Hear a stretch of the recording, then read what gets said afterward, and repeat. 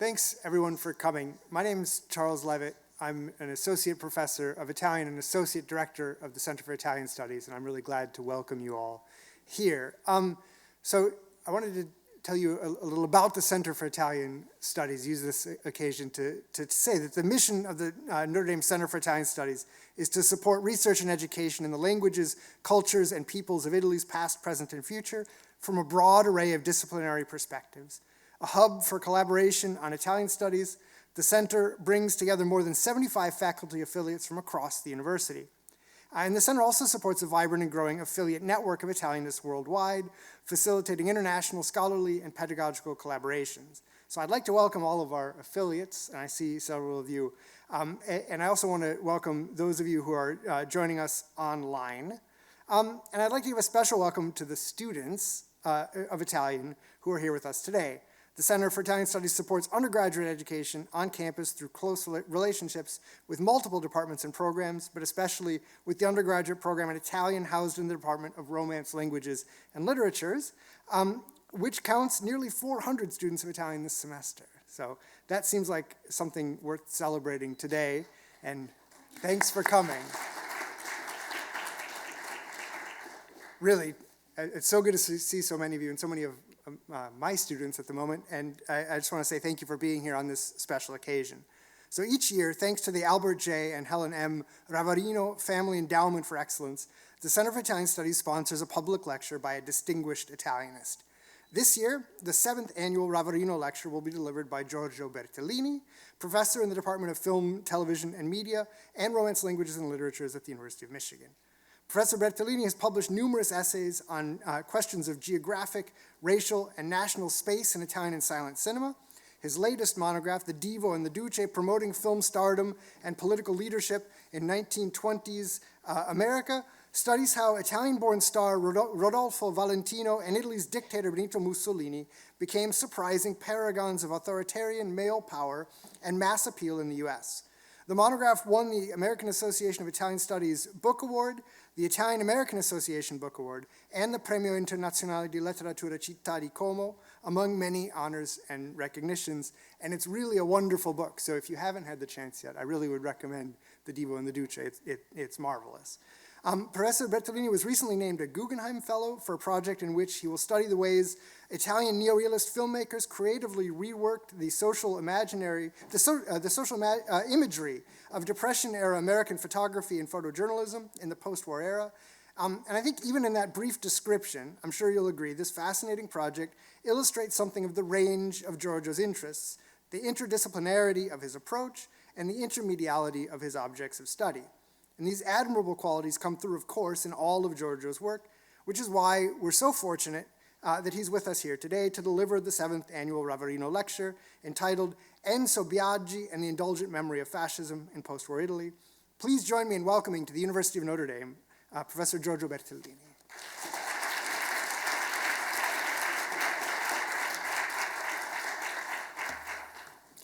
Well, thank you so much, Charles, for your very, very generous introduction. I wish to thank the Albert and Ellen Ravarino family, whose endowment for excellence sponsored these annual lectures. It's a great honor and a privilege to be here and to be the speaker of this year's edition. Thank you so much for inviting me. Thank you also, Mimi Ravarino, for having established the endowment and for your continued support to Italian Studies. I wish to thank all the faculty and the staff members affiliated with the Center for Italian Studies, beginning with its director, Professor Cecchi. I'm also grateful to those who arranged the logistics of my visit, Demetrio Iocum, Vince Calzante, and Nick Pesce. Thank you all for coming. It's a joy to be here. My talk deals, in broad terms, with the ways in which popular media, immediately after the Second War, approached the history of fascism, in ways that, in the long run, deeply affected Italians' historical common sense. To frame this, I should start from a period closer to us. Toward the end of the Cold War, say from the late 80s, historians of Italy identified a concerted effort to demystify partisans' long-celebrated resistance against fascism and Nazism. The aim of this decades-long effort, they claimed, was to delegitimize the anti-fascist foundations of the Italian Republic and its constitution. The culprit, in this historian's view, were a few notable journalists and best-selling authors of either obvious or latent anti-anti-fascist leaning, including Indro Montanelli, Giorgio Pisanò, Arrigo Petacco, among others. Through their newspapers, magazine articles, as well as through their popular books, these authors, right-wing authors, had indeed promoted an indulgent memory of fascism that distracted Italians from the regime's violent, undemocratic nature, from their own complicity with it, and therefore from its possible resurgence. In this talk, I share this historian's concern, but I explore a different approach, one that focuses less on those writers' political motivations and more on what I call the accumulative effect of appealing practices of post-war Italy's popular journalism, especially news magazines that authors and journalists of a wider political spectrum were also adopting. Specifically, I wanted to look at the work of someone who, old enough to have lived through fascism and successful enough to have been involved in the press, publishing, and television industries, could not be regarded as a fascist apologist. So I decided to look, perhaps a bit provocatively, at what left-leaning historians would consider a least likely case studies, the career of Enzo Biagi, which in fact they happily ignored. At best, this move may seem counterintuitive. Biagi has an immaculate reputation in Italy, and for good reasons. A former partisan, known for his socialist leaning, Catholic ethics, and democratic passion, he maintained for decades a reputation as an independent journalist in an amazingly successful career that spanned from print journalism and television and to publishing.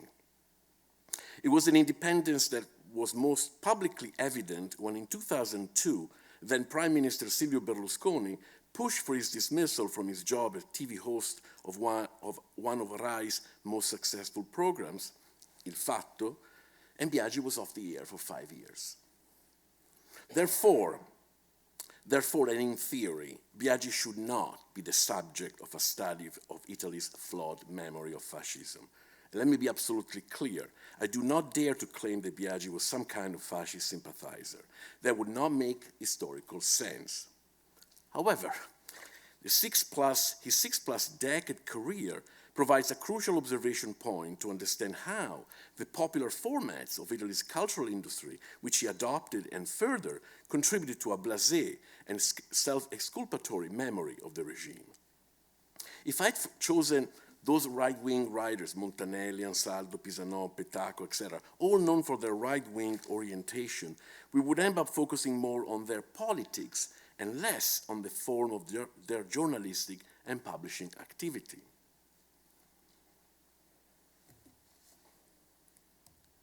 So the indulgent memory of fascism has illustrious precedents, as Mimo Franzinelli has shown. Here I just list a few titles of books, and the last one is illustrated periodicals. There are actually 20 weekly installments of these illustrated periodicals. You can see that 5 years or 6 years after the end of the war, biographies of Mussolini start abounding, and many of them focused on the private life of Mussolini.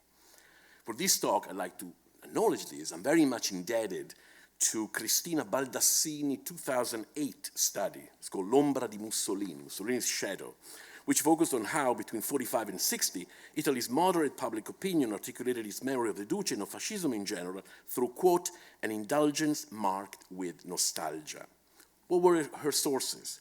Not highbrow periodical and scholarly studies, but, quote, an endless quantity of chronicles, memoirs, investigations, and testimonies, correspondences with readers, biographical profiles, photographic material, in short, ephemeral materials and text that are more journalistic than academic. End of quote. Her study historical frame ended in 1960, and she does not mention Biagi, whose career started a bit earlier than 45 and ended much later than 1960.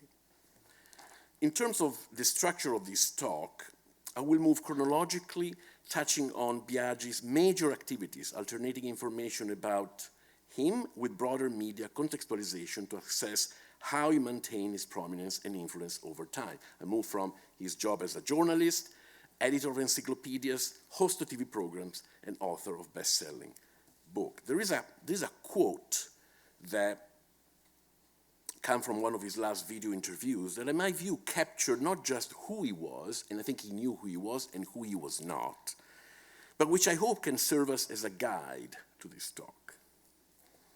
Who is Enzo Biagi? Enzo Biagi was born in a small village in the Apennines in 1920, and at age 9 moved with his family to nearby Bologna, where he developed a fondness for journalism. In the late 30s, he was a freelancing reporter before finding a permanent post in 1940 at the Carlino Sera, which is the afternoon edition of the city daily Il Resto del Carlino, the most important newspaper in Bologna. At the end of the war, he returned to the Carlino as a correspondent and film critic. Of his time in Bologna, I always said he learned to be a cronista, a reporter. Namely, he came to appreciate the importance of reporting facts with rigor, but also providing context and color. Between 51 and 52, he landed at the news magazine Epoca. It was a decisive professional moment, not just because he moved to Milan, the heart of Italy's illustrated journalism and publishing industry, but because in Milan he learned what a rotocalco is. Of course, now the question is, what is a rotocalco? Illustrated news periodicals had emerged in Italy at the turn of the 20th century, l'Illustrazione Italiana and so forth, but did not use regularly photographs or adopt creative page design or layout. In the late 30s and early 40s, a new kind of publication emerged. It was called rotocalco, featuring a wealth of photographic illustration. The name stems, you can look at the image, the name stems from the printing system that used a rotary press with gravure cylinders running at high speed, enabling the printing of multiple copies of text and photographic illustrations. So rotocalco in this talk, but it's not just me here, refers to three things: a typographic technique, first. Secondly, a type of illustrated news magazine made possible by rotogravure. And three, a news format based on, this is more abstract, generalized, a news format based on the miscellaneous succession of serious and mundane news, high and low brow reporting, what I call the variety format, and a copious use of photographic illustrations, as well as liberal use of interviews, especially with notable individuals. I found a use of what is called in Italy menabò, which is the layout. This is from Epoca. It should give you a sense, this is the entire issue. It gives you a sense of the sequencing of images, color and black and white, as well as article. The prototypical rotocalco periodical in Italy was Omnibus, a weekly illustrated magazine created and edited by Longanesi in 1937, but later on closed. Rizzoli, the big publisher, then started again that year with Oggi, which was forced to close in 42, but restarted in 45. The other big publisher, Mondadori, soon joined in with Tempo, published before the end of the war, and then again after 46, and is still in press. Two more are L'Europeo and Gente. These are all illustrated news periodicals. There are others like Domenica del Corriere, Famiglia Cristiana, the Catholic Weekly, but they were not known for their innovative, sensationalist use of photographs. Now, the key question right now is, how different were these news magazines, like the weeklies, from the daily newspaper? Well, newspaper, especially those of national or interregional circulation, were generally political mouthpieces of power groups that had vested interest in state procurements and therefore in party politics. What does it mean? It means that their obscure prose was meant to communicate to other power groups, not meant to be understood by the vast majority of readers. Newspaper, in other words, remained somewhat elitist. Very few photos, old-fashioned design, a third page of impenetrable prose, usually cultural criticism. There were, and long remained, the triumph of the written word.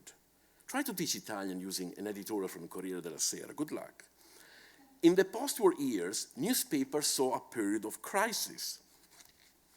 You can look on the left side here. You can see the number, national number, decreased dramatically, whereas you can see on the right-hand side the different scale of the circulation of illustrated news periodicals And in the last line, you can see the dramatic increase of this kind of production. So why are these news magazines important? Their appealing illustrations and easier prose, not to mention the fact that one did not go to buy them every day to the newsstand, right, turned many Italians into regular news consumers. It was an easier product. A news magazine was to be read and watched, unlike a newspaper. News magazines were therefore much more influential in terms of shaping public opinion about both current and past events. So we left Biagi and Epoca in the early 50s.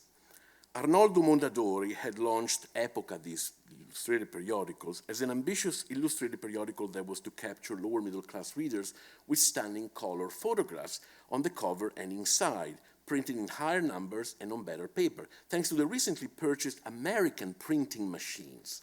The first issue of Epoca came out 1st of October of 1950. Initially, the approach was somewhat neorealistic. Differently from the sensationalist Oggi, covers were not to be about scandals, and in fact, the cover of the first issue presented an ordinary woman named Liliana.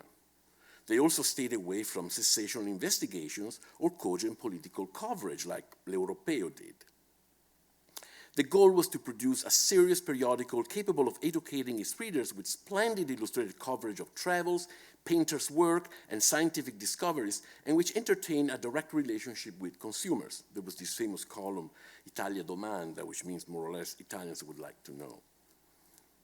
After an initial circulation of 300,000, Epoca, though, saw its popularity wane.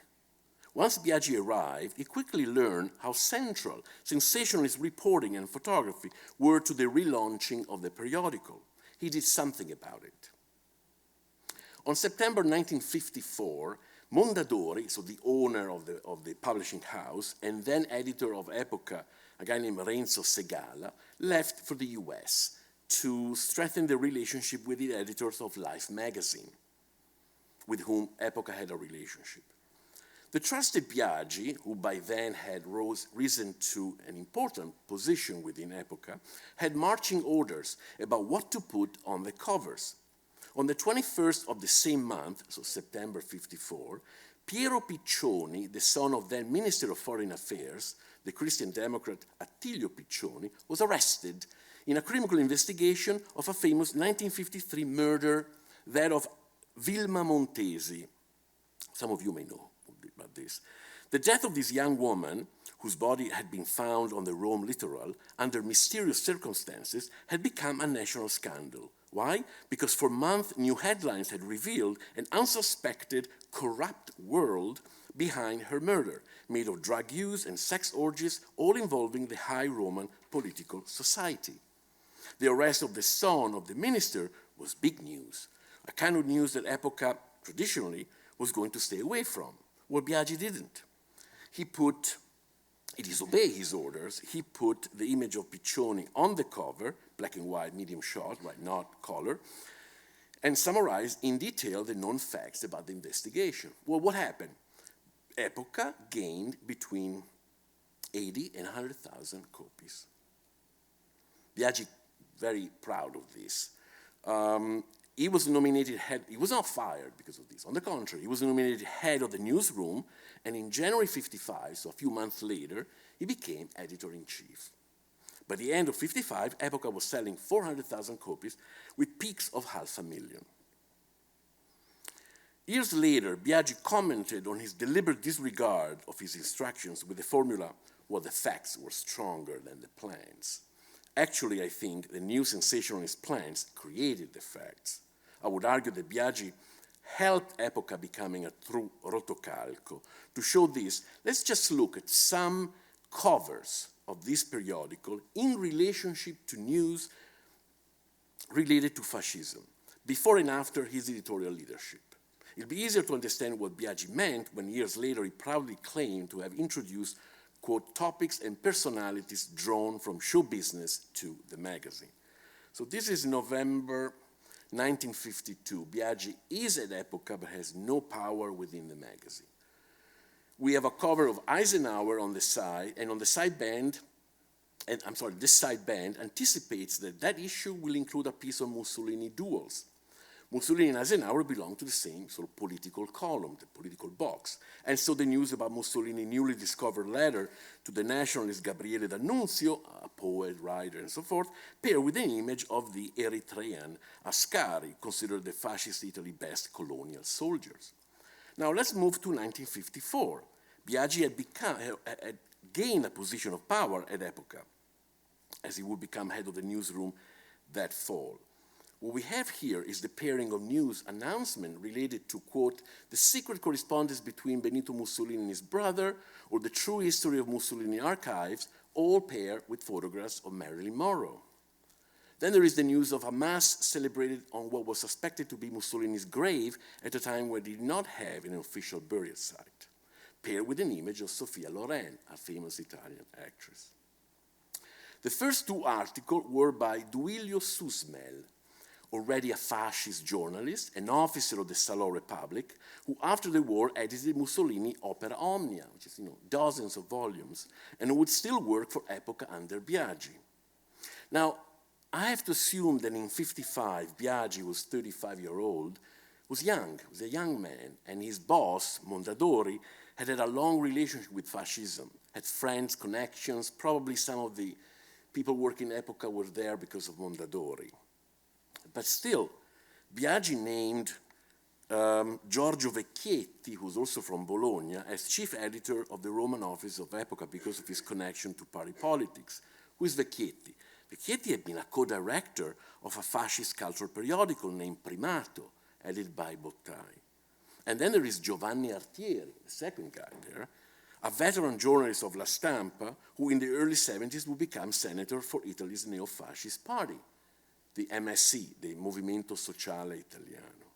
Now, one of the most remarkable pieces that Vecchietti published while working for Biagi was a reportage on the new black shirts of the neo-fascist party, whose green outfits, they were green shirts, took inspiration from the Romanian Iron Guard of Codreanu.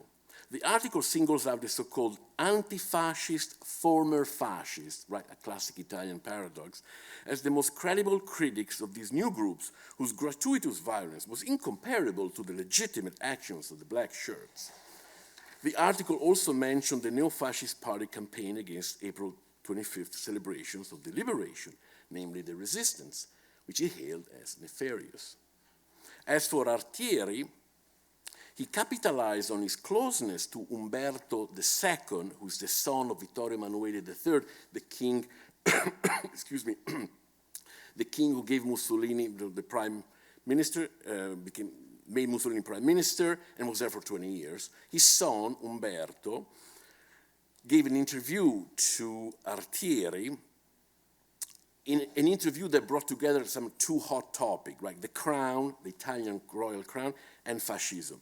In a two-part interview with Umberto II about his father's role in the dismissal of Mussolini as prime minister on July 25th, 1943, Artieri sought to reverse the perception of the crown's terrible wartime decisions. By enabling the end of fascism without suppressing Mussolini and causing a violent reaction, the article claimed the king had protected Italy from the Allies' otherwise inevitable destructive plans. With Biagi at the helm, the softening of fascism stemming from the mixing of serious and mundane news continued. Consider the October 1955 issue with Anita Ekberg on the cover. Anita Ekberg is the famous star of La Dolce Vita, devoted to the war in Ethiopia. The war in Ethiopia, which the reporter described as, quote, an African adventure, about which there was nothing to be ashamed of. In the second installment, the same reporter praised General Graziani, bottom right, was known as a war criminal, as simply impulsive, right? L'impaziente. This is indulgence, in my view. And then we have the scoops. 6 months into this tenure, under an image of Doris Day, the cover announced the discovery of Mussolini's final will. Of course, a fake. The document was published without claiming that it was 100% authentic, even though Mondadori had paid a lot of money for it, with commentary by who else? Susmel. And then there is another scoop of the continuous letter of Mussolini to Winston Churchill. In mid-November 55, there was another apparent scoop that Biagi approved. The report on Mussolini's last day by the German officer Otto Kisnat, who was charged with protecting him while he was escaping Milan from the partisans and the Allies. The articles anticipated a week early was advertised on a cover graced by Marlon Brando. For the second part, the cover was that of Elizabeth Taylor. Biagi, who was known to recycle his old story in his books, as we shall see later, never celebrated these scoops again. Apart from these sensational historical scoops, in the first year alone, the articles that are either reticent or forgiving about the regime, the Duce and the Italian army, abound. Consider the interview to Laura Fermi, the wife of Jewish Italian scientist Enrico Fermi, in which she talks about their time in Los Alamos. Asked about their challenges of scientific discovery, she speaks of the German racial laws, but not of the Italian ones. Or consider the several articles that in the heated Cold War context of the time had clearly an anti-communist bent, whether about the misery of everyday life in the Soviet Union, the crisis of the Italian Communist Party, which often presented itself as morally superior, but was not, or those in favor of Giovannino Guareschi. Who's this guy? He's the famous anti-communist founder and director of the satirical periodical Il Candido, author of the stories of Don Camillo. Biagi and Guareschi were friends. Why Guareschi is important? Because in 1948 there were crucial elections. The first one for Italy's parliament, with the center-right facing the Popular Democratic Front of communists and socialists, so the center-right versus the left. Guareschi famously drew a cartoon with the caption, quote, "Inside the voting booth, God can see you, comma, Stalin can't." For some, the motto tipped the scale of the elections. Then there was also another dimension of the rotocalchi, the so-called two-sided approach. Example, the notable March 1955 two-part series entitled Winners and Losers 10 Years Later.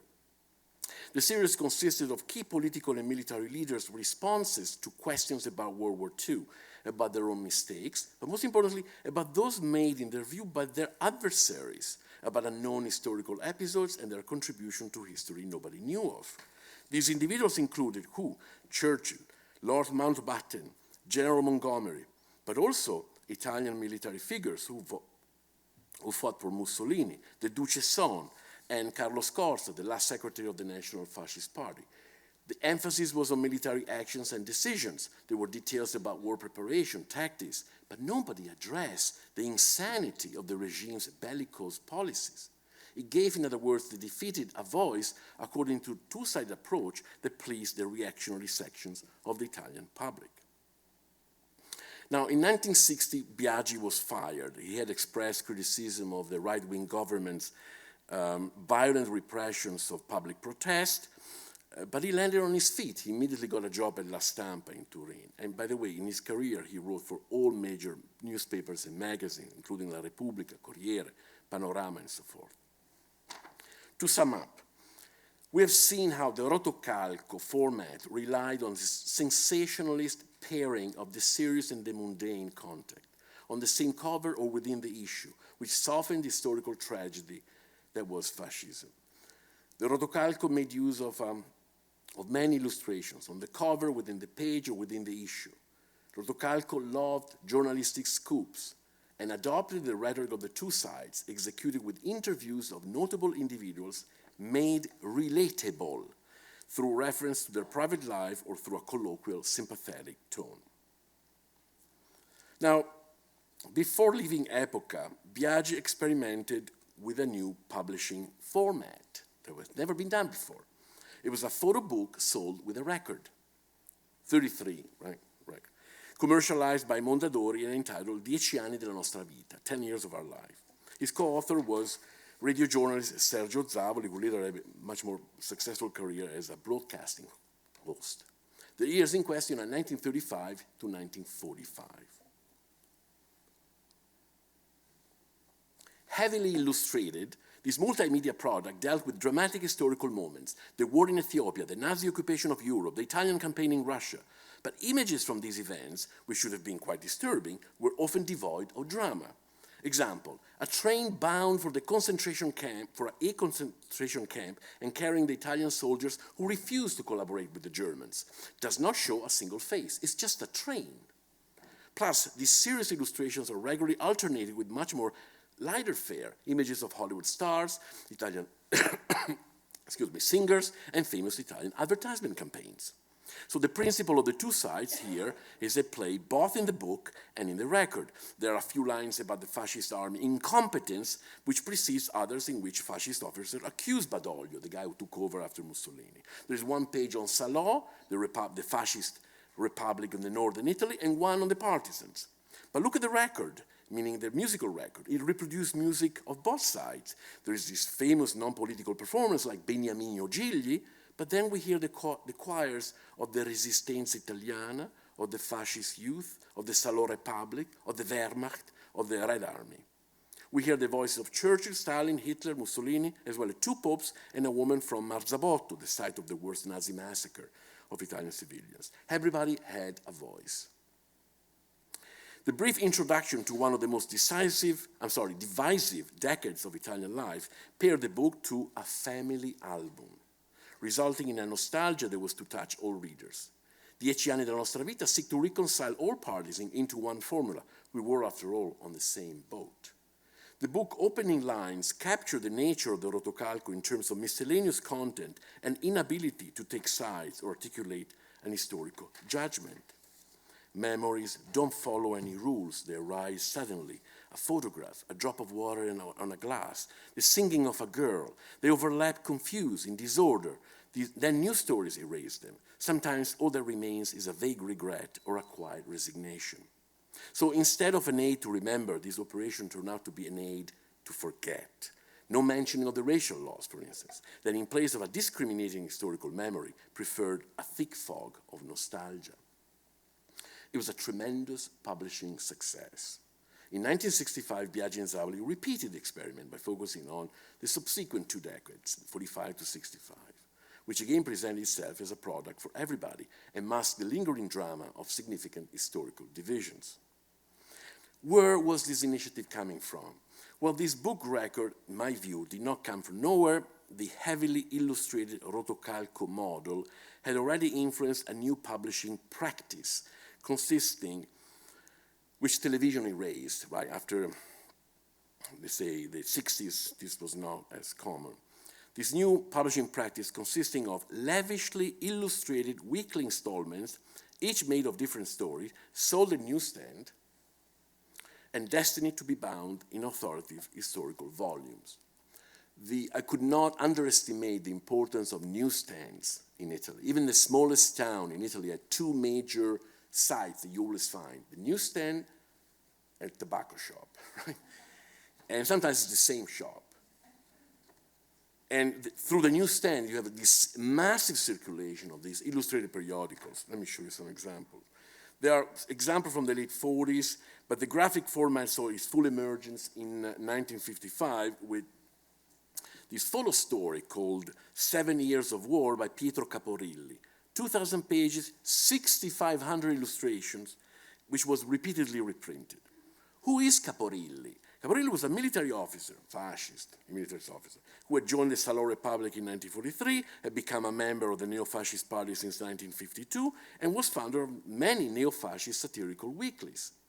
In his 55-volume and his 67 sequel, he claimed historical objectivity since his account considered, quote, both sides and made use of thousands of photographs. Right? You don't lie if you use photographs.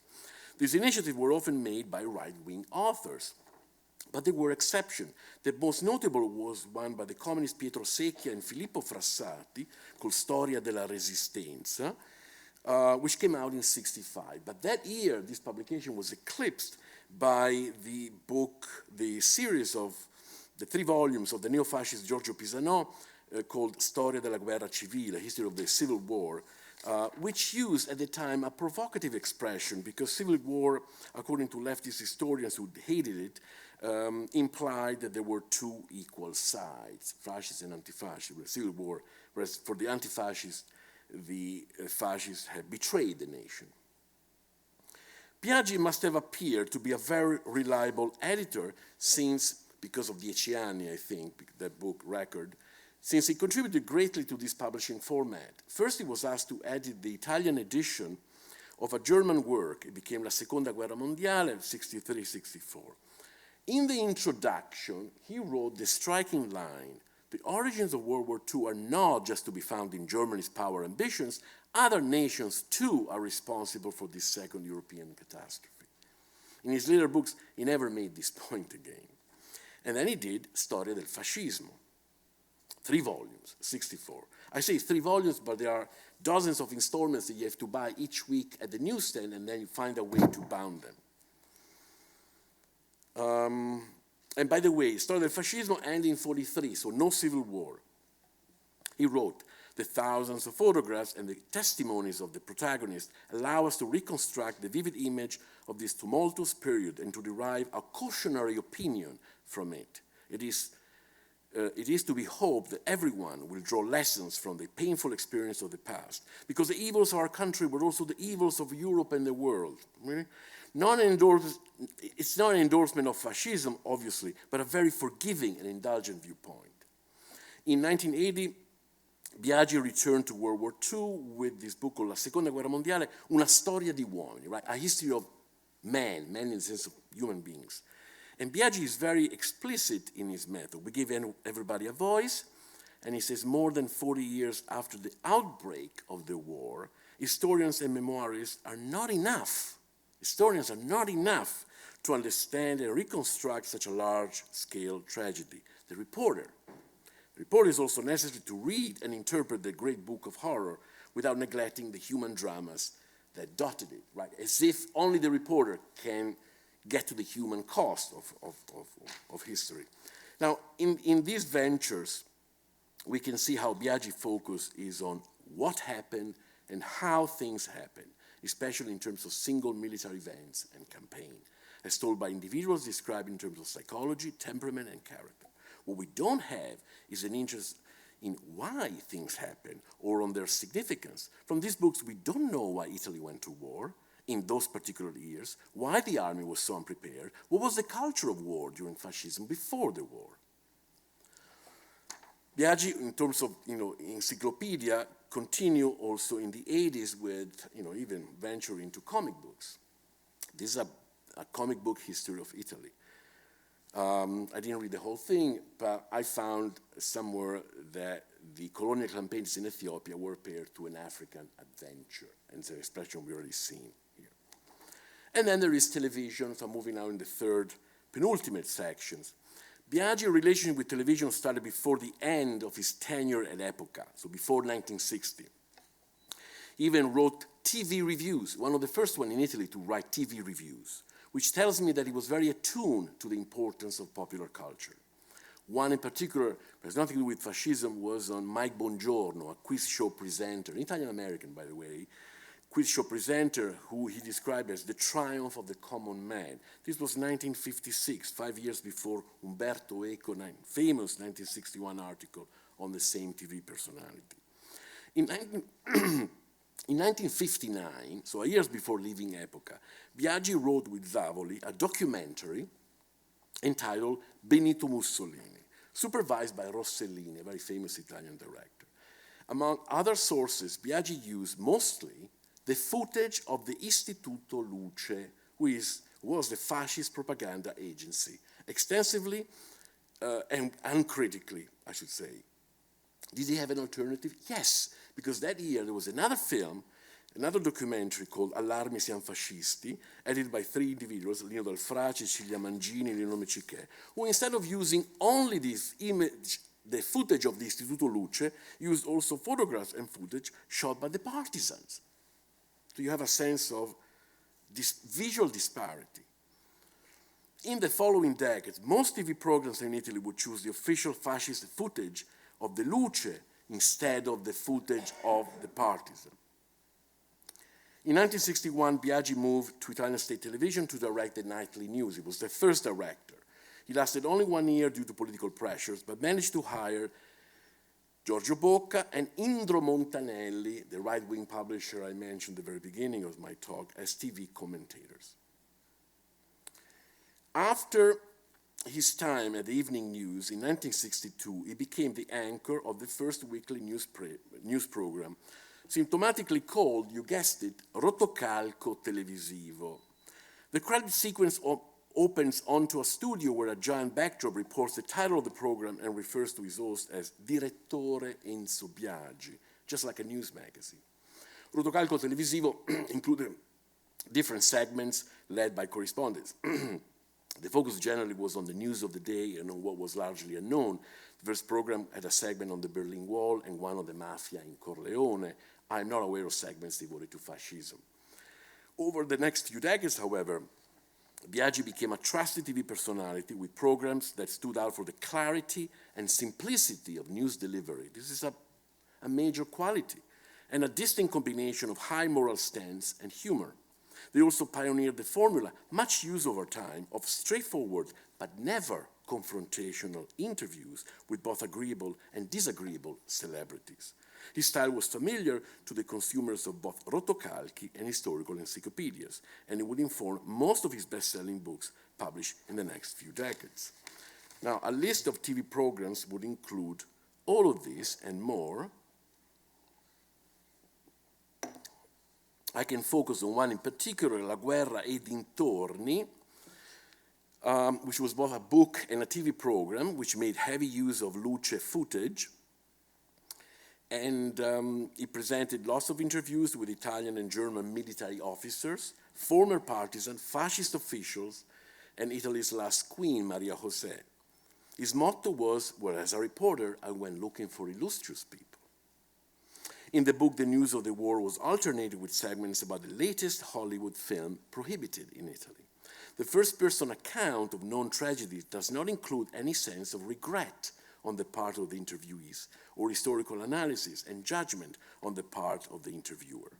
Unsurprisingly, one of Biagi's key quotes reads, "Je ne regrette rien," Edith Piaf sang, and so did I, despite being one of those who were there. Then, of course, Il Fatto from 1995 to 2002, when Berlusconi forced his departure. This was a 5-minute show after the Evening News, was broadcast dailies and often with interviews with celebrities. A distillation of this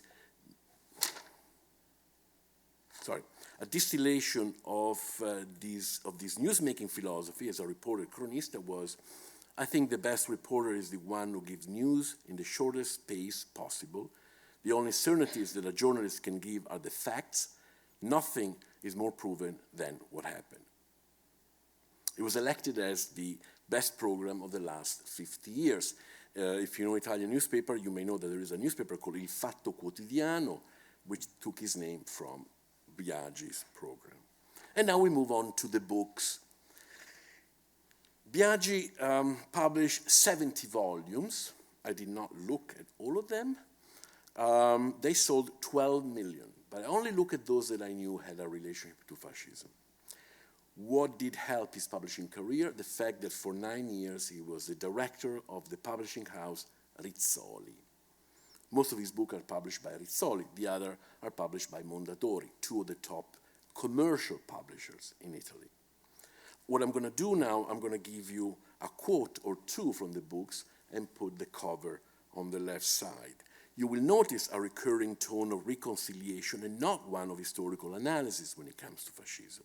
In general, these books, which sold by the hundreds of thousands, present a plain prose, close to spoken language, with paratactic syntax, no abstract nouns, and therefore no space for ideological investigation or explanation.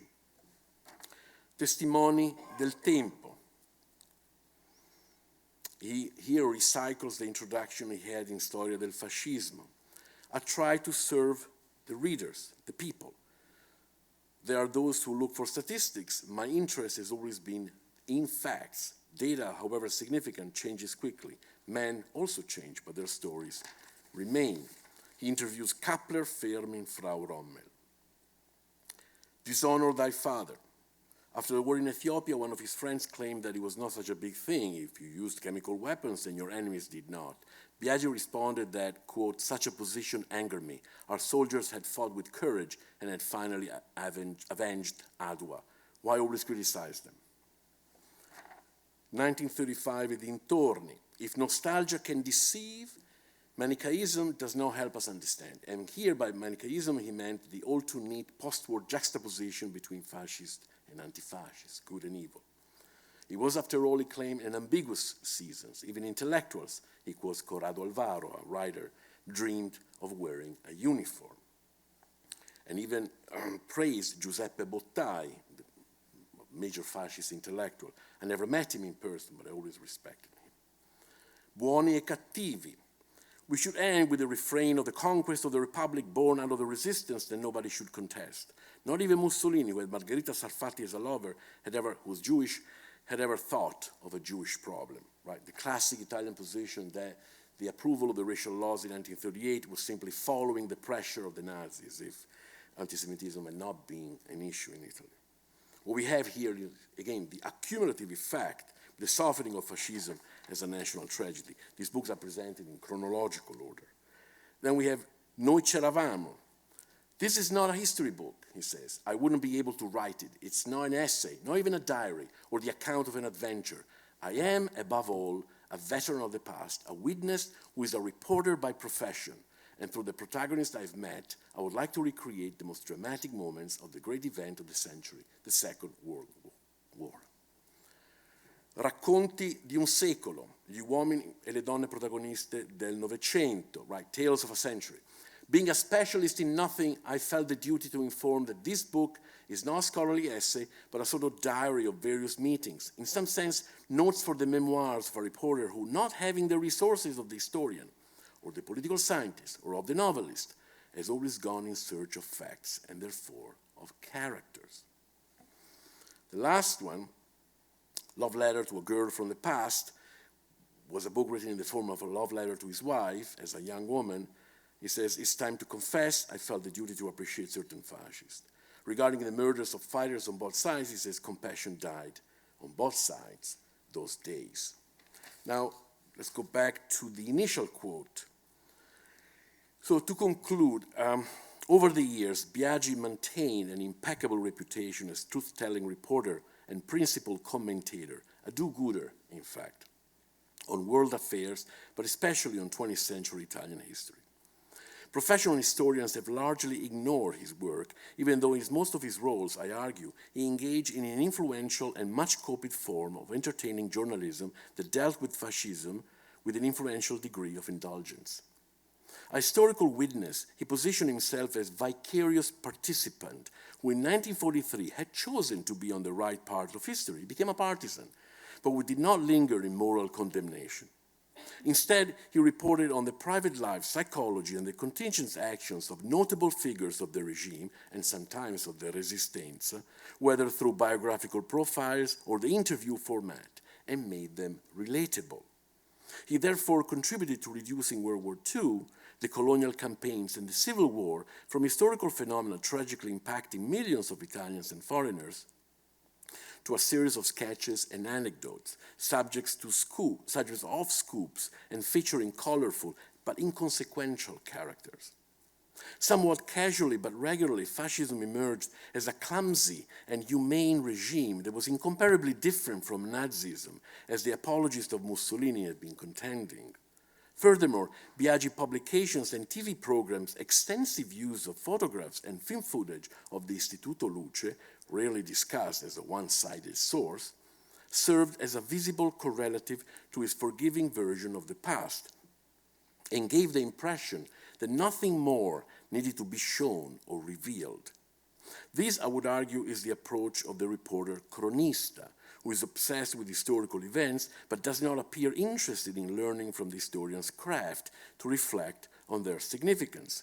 In my view, Biagi acted as a sort of modern antiquarian who has the ability to collect disparate information and interview historical protagonists, but who does not feel the need to develop explanations or to articulate any judgment on the impact of historical agents' decisions. I'm referring here to Arnaldo Momigliano's famous essays on the antiquarians when he writes, historians produce those facts which serve to illustrate or explain a certain situations. Antiquaries collect all the items that are connected with a certain subject, whether they help to solve a problem or not. When a man writes in chronological order, but without explaining the facts, we call him a chronicler. The difference, though, is that classic antiquarians generally have not had the high public profile that Biagi had enjoyed for more than 60 years. For good or bad, as I hope I've shown, the ephemeral products of 20th century popular culture have had a much more impactful and lasting role in shaping common historical sense in Italy as elsewhere. Thank you.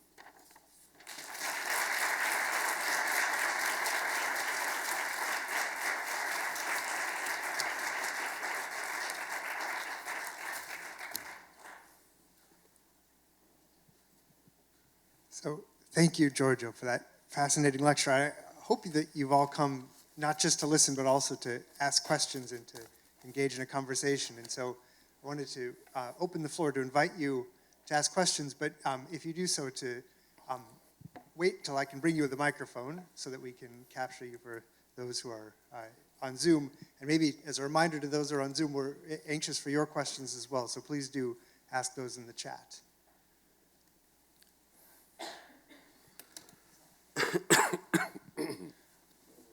First of all, thank you very much for your presentation.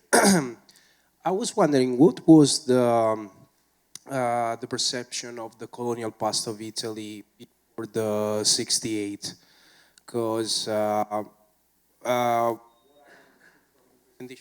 work.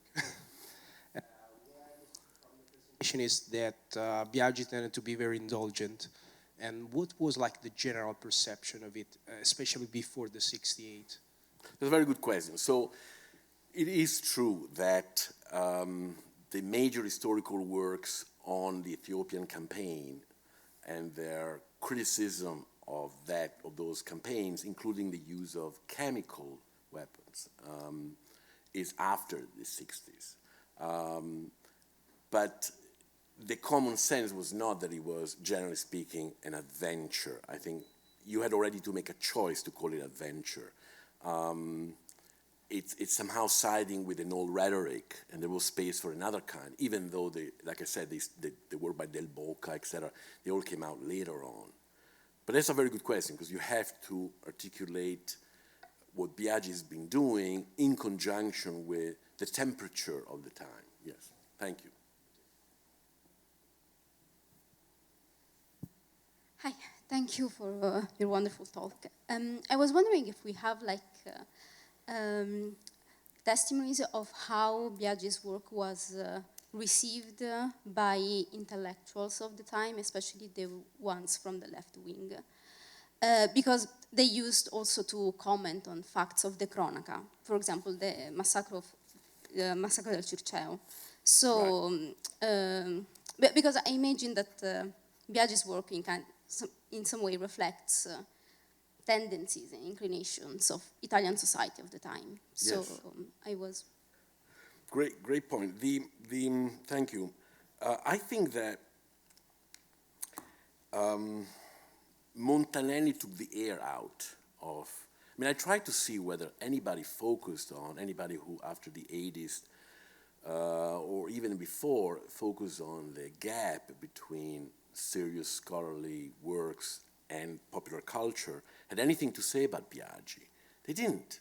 I mean, the whole chapter on history at the newsstand, those huge encyclopedias about, they occupied a crucial position in Italian culture, and yet the coverage is very limited. You don't know much about it. I mean, there's much more on television, right? The way, the place of television in shaping an historical common sense in Italy. And there's a lot of engagement with that. But Biagi's work is left aside because I think it was not perceived as a fascist apology, and it wasn't. But my argument is that he engaged in a kind of work that fascist apologists did and did not always mark his difference from them. And that's where the problem is. But when we look at Biagi, we'll also look at popular culture. Whereas when we look at Montanelli, we only look at Montanelli, or Petacco, the others. So I think there was a lot of forgiving attitude. And after 2002, because he resisted against Berlusconi, it wasn't an easy target. It wasn't, right? It was appealing. It wasn't appealing to attack Biagi. Thank you.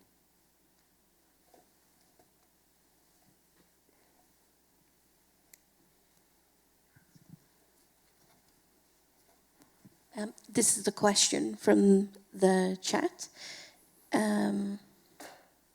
From Yuri Brunello, they ask, don't you think there is a deep attention to style in Biagi's chronicles? Don't you think that Biagi's desire to be a reporter hides a more sophisticated stylistic sensitivity than an immediate impression could indicate? Biagi was a great admirer of Hemingway. I mean, here we go into a different issue, which I haven't touched, but I couldn't touch on anything, that sometimes when historians talk about Montanelli, they have to acknowledge that Montanelli wrote well, wrote in a simpler, appealing prose. Biagi had similar quality as a writer, as a reporter. It was, in my view, sophisticated, subtle, but it was still a cronista. And so the single piece could be persuasive, could not be insulting, but if you start looking at 60 decades career, you can see a pattern that is not conducive to serious historical understanding. You know, you have the insight here and there. I'll give you another example. If you look at Sergio Zavoli's TV program, 1972, The Birth of a Dictatorship, it starts with the camera. It's very cinematic. The opening credit starts with the camera showcasing that it's a TV studio. There are historians being, you know, engaged in debating fascism within a TV studio. And that somehow bracket off the use of images, like these are images that we got from Mr. Luce, we could discuss them, we could, you know, take a stand against them. So there is a kind of self-critique of the historical statement, of the historical comment or commentary. That self-reflection, I don't see it often in Biagi, and the volume of his work is so conspicuous that I don't think he wasn't even interested in being too subtle. Even though you can find here and there the very subtle insight and judgment. Biagi had an incredible talent as a cronista, but the point of my talk is there is a limit to what a cronista can do when writes history, and the limit is embodied by Biagi's own career. I hope I answered that question. They said, very clear. Thank you so much. You're welcome. Thank you. And they also said, thank you for this interesting talk. Going back to the indulgence toward Biagi, do you think that his involvement in the resistance might have had a role in his being a difficult target for criticism? Yes, because for a long time there was a kind of Manichaean, you know, very polarized discussion. So if you're one of us, you know, if you were in the resistance, you're one of us, then we are not going to attack you. There's a lot of forgiving about that. But, you know, Biagi himself, he was very honest. He said, yes, I was a partisan for 14 months. I never held a gun. I never shoot anybody. I was a journalist in the mountains. So he chose the right side of history, but it's not like he came close to killing, hurting, or being killed and hurt. So it's a very limited. But that certainly gave him a lot of credential, gave a lot of credit to when he wrote history, because history written by a partisan, you know, is ipso facto more trusting than history written by fascist officials. But then that prevented people from actually looking at what he did when he was writing or when he was editing. And so if we pay some close attention, I don't think we come up with a positive or only positive understanding of his role. Thank you very much. I truly enjoyed your talk and I learned a lot about it. I hope you don't mind if I press you a little bit, and maybe I move part of your claim a bit forward, because when you say he was a cronista, for all this rhetoric of just the facts, ladies and gentlemen, I'm not a politician, not a political scientist, and so forth, there's also a lot of fake news in his production, both on TV and on journalism. So I think that this must be part of the story. So he was just a cronista, but at times he was not even a good cronista, in my view. And I think this is worth stressing, because maybe I'm old-fashioned, but fake news bother me. And I think that it's a problem that we still see around very much. Thank you. No, thank you. I mean, one could be a cronista in two ways. You could be a cronista speaking about what happened today, and that runs the risk of fake news, in the sense that today the version we know is one, and then tomorrow in 10 days is a different one, so I have released the information that was inaccurate. And that's the risk of the journalist, right, somehow, that you have to give the news, particularly if you have a daily program, you're commenting on what happened, and you don't know all the facts around the fact. But would I would follow your advice in looking back, is checking all the information he put in those Encyclopedia of Fascism, so writing 30 years later, whether he kept fake news alive. So he didn't correct the record. My sense in reading some of that work, over the past 6 months, is that he was not reading the essays published by academics. That's where the fake news is first addressed or criticized or identified. And he wasn't reading those that much. So I take your suggestion to look closely at the facts released in the fascist book. Thank you.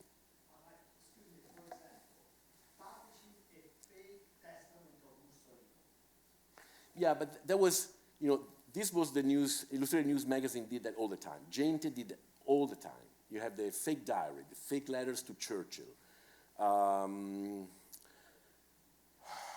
The last will, even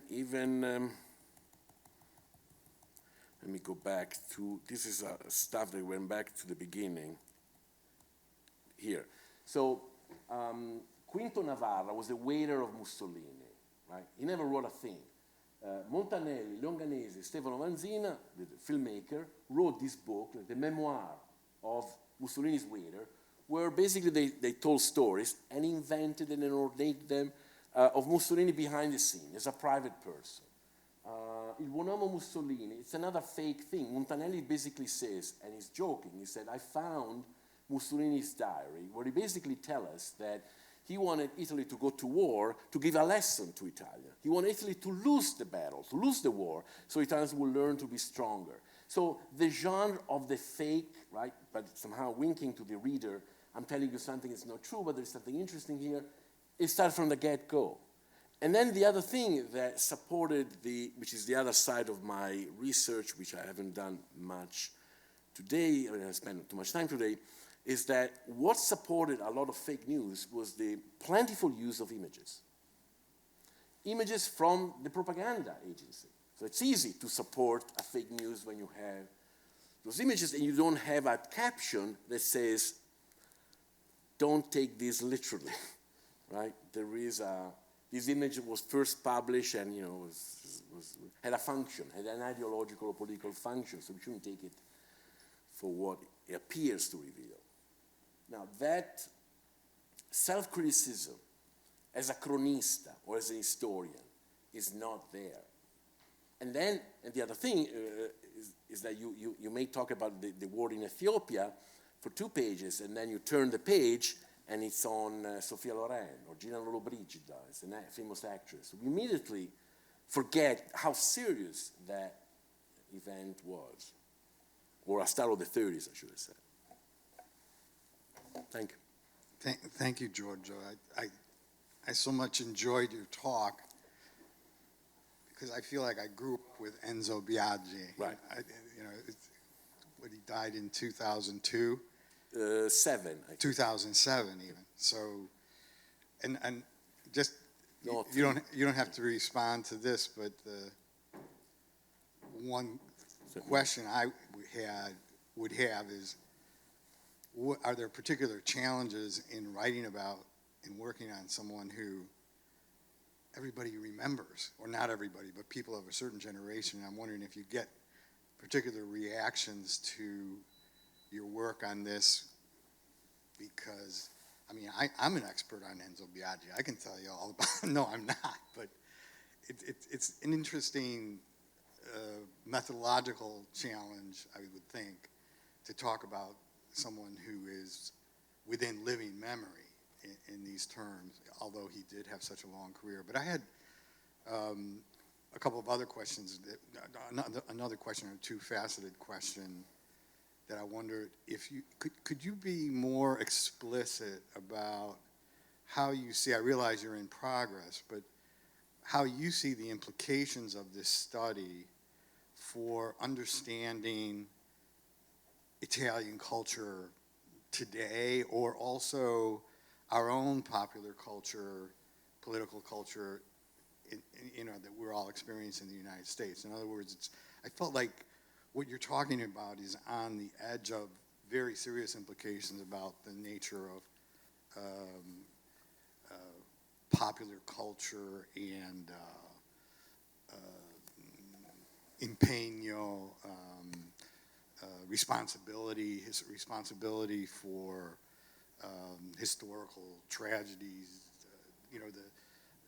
the way that media anesthetizes us and makes us not accountable, or it seems almost like a system that is designed to assuage the conscience, whether you were a fascist or not, or whether you were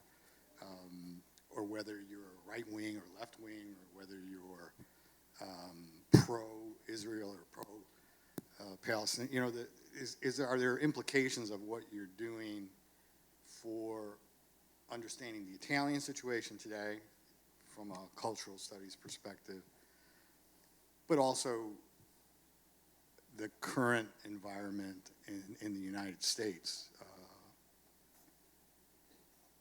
So I'm not sure I want to talk about the present polarization, but I can hint at that.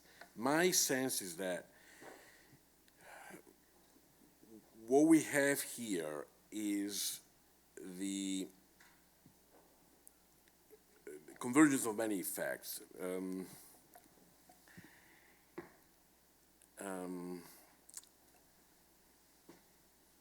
The study or the understanding of fascism from scholarly perspective was not something that started right away after 45. The first cathedra, the first professorship in contemporary culture is much later, it's the 60s. And for about 15 years, you don't have a lot. You have memoirs, you have, former fascists, former partisans write about their experience. So Montanelli, Biagi, and others, and the news, and the press, the weekly press or the daily press, filled a void. And they did it in such a way that helped Italians feel good about themselves without thinking that they had any responsibility when it came to racial laws, World War II, 20 years of dictatorship, no press, no freedom of the press. That's why, as a journalist, Biagi, could have pressed more. Anyway, because it sold copies, but it's not just a matter of economics, because it made people feel okay. Yes, we can argue 5 minutes that fascism was bad, but look how, like us, some of these officials were, or what the king was, and this is linked to the fact that Italy was not, and is still not, but was not a nation of readers. And so the emergence of the cultural industry at a time when serious studies of fascism doesn't happen, such an appealing cultural industry that sells millions of copies in encyclopedias, in news magazine. It fills up a void and takes a place. I mean, there's an inertia in what Biagi and others have been doing. An inertia is there. Metaphorically speaking, if you go to, I mentioned this today, I guess, if you go to the average lower middle class house and look at their shelves, you find a book by Montanelli, a book by, or more, and a book by Biagi. So that's the kind of metaphor of this inertia. The explosion of this kind of cultural industry, when there was no serious historical study, and De Felice studied in the mid-60s, with all the limits of De Felice's biography of Mussolini, but then you have popular culture as historiography or historiographer. And when popular culture is a historiographer, we are in trouble because the format, the rhythm, the needs, how should I put it, the hydraulics of popular culture are not the same of scholarly work. It's not about making an argument. It's not about self-criticism or self-understanding, self-critical understanding of one's own methodology. It's about, turning the page or keeping the viewer attached to the screen. And I think one of the effects of this, if I go back to the fake news, is the blurring of the boundaries between what is it that a popular work, generally speaking, can do and cannot do, and what a serious book of history can do that a popular work, generally speaking, cannot. When that boundary, that division, that distinction is not important, then you have all sorts of consequences. You have politicians who can make statements, and the general voter doesn't have the resources to reject it. And then there's an accumulative effect. Biagi he basically wrote the same 3 books. And there was a person, sort of personal secretaries, who was in charge of editing them, basically. It's like modular books, right? There's a section that I can put in another book, in another book. The same interviews. I felt there was so much déjà vu in my readings. I read this already. Where did I read this again? And then these books don't have a list of an index of names. So it's not easy even to retrieve, where did I read this other interview to?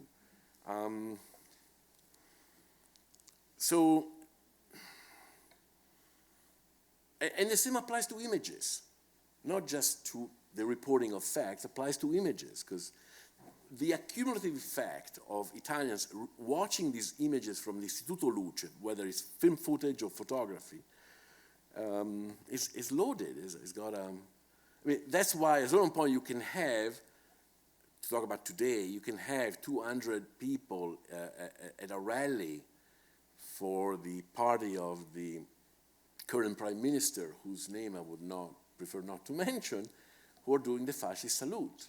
And these are people in their 30s or 40s. I don't think they know.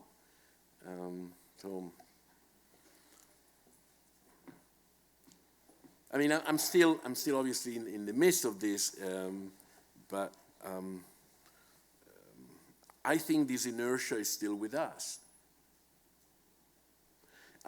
What I would say to the category that is closer to me, to our historians, you have to write in an easy way. Historians have to write in a prose that is much more, and there are a lot of books about that who are actually engaged in a much simpler prose, etc. In the 70s and 80s and 90s, that was not necessarily the case. And the other thing I would say, a lot of historians better use images. There are too many books out there of history of fascism that don't use critically images. And it's easy to use images for Istituto Luce because it's one archive. If you are a friend of the archivist or the curator, you have access to 100 photographs and you're done. Well, try to use images from the partisan. They are in about 24 archives throughout the country, l'Istituto di Storia della Resistenza, the history of resistance. They are countless, they're one per region more or less, even in more than one region. That means you have to not triple, quadruple the effort. You have to go in a certain place, select the images because they're not online. So there's also a mechanic effort, the mechanics of the effort are completely different. but that I think is the kind of work that ought to be done. And on TV, we don't have a lot of journalists with historical background or competence, even though there are terrific programs about books are coming out. But we don't have books. You don't have TV journalists who actually do what Zavoli did in the 70s. Thank you. Thank you, Professor. This is very interesting. I'm wondering, this is a really good look at Biagi right post-World War II and the sort of latitude he was given in shaping popular opinion. I'm wondering if you explore, I wonder if you could say maybe more about the connection that he had with the Rizzoli and the Mondadori families. And I'm asking that because I know, I'm thinking of a third publishing family, the Feltrinelli family, which were, the Feltrinellis were fascist sympathizers that gave Mussolini a place to go in Salò. And Who? Feltrinelli, the Feltrinelli. Feltrinelli. Yeah, so I'm wondering if there was any, do you know anything about the politics or the sympathizing of the families behind Rizzoli? Well, Mondadori, I know more about Mondadori. Mondadori and Rizzoli from Milan were, even Feltrinelli from Milan, but I don't know Biagi's link to Feltrinelli. I don't think there were. I know there's a fascist link to Feltrinelli. Right. I was asking if you... No, but Mondadori had, Mondadori started as a printer.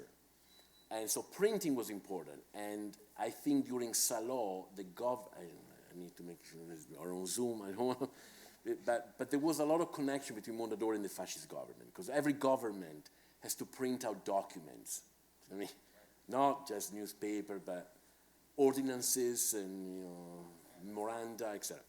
And Mondadori, in fact, escaped to Switzerland at the end of the war because people did not like his coziness to the regime, and then had other collaborators slowly but surely reestablish the good name of the company after fascism. So Mondadori had, as a businessman, had to survive, etc. So none of them is sort of, and Rizzoli probably the same, although I'm not 100% sure. So that's why I mentioned when in 55 Biagi takes over Epoca, that he had the Mondadori pressure on him, and Mondadori had probably a lot of fascist friends, or friends of the fascist regime.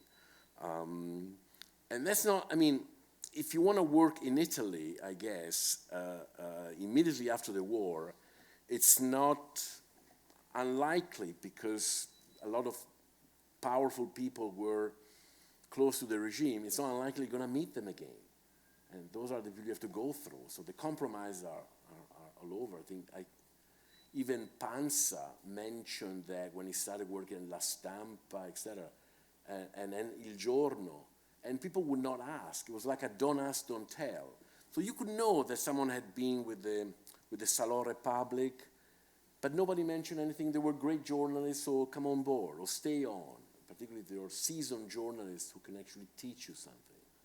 So there's a lot of compromises. I don't want to sound too harsh on Biagi. I just want to expose what I think I can learn from looking step by step at his work and try to find a common thread. Like I said, I don't want to claim that he was an apologist of fascism, not at all. I just feel like sometimes he wasn't aware of the impact of his work. That literally not aware, because he always felt honest, transparent, and a lot of people appreciated his personal ethics. He's a good person. But we don't have to only look at, those who are caricature of the enemy somehow to understand what happened. I'm sure there are more questions, but I hope you'll be willing to ask them over the refreshments in the corridor. So if you do have a question, please take the chance as you get something to eat and drink out there to ask it. If you don't have a question, I hope you'll still stay and join us for some refreshments. But before we step out, I hope you'll join me in thanking again our speaker, Giorgio Bertellini. Thank you.